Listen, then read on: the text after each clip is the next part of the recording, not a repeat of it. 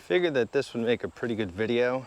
This is a 7-foot diameter white oak that was brought to me by one of my friends who takes in a lot of wood and he makes mulch.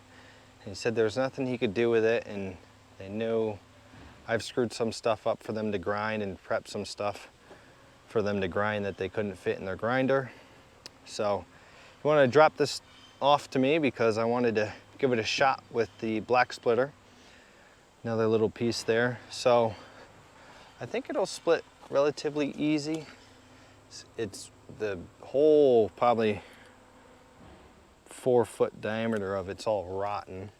It's got pretty good raise in it. This one might be a little tougher. It's not as rotten. It's got a lot of knots in it. So this one I might have to buck up in the smaller pieces to split. But we'll give it a shot. We'll see how it goes. Wood is. I'm standing up right here and it's like this big. So that's how big that, it's massive. So let's get to it.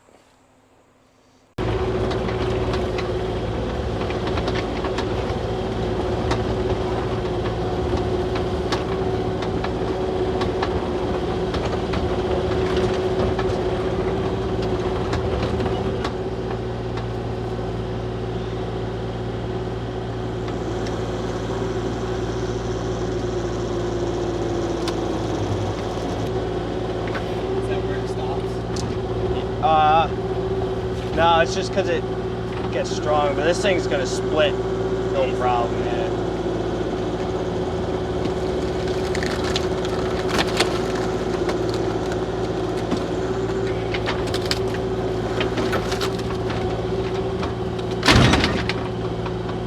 Oh, there you have it.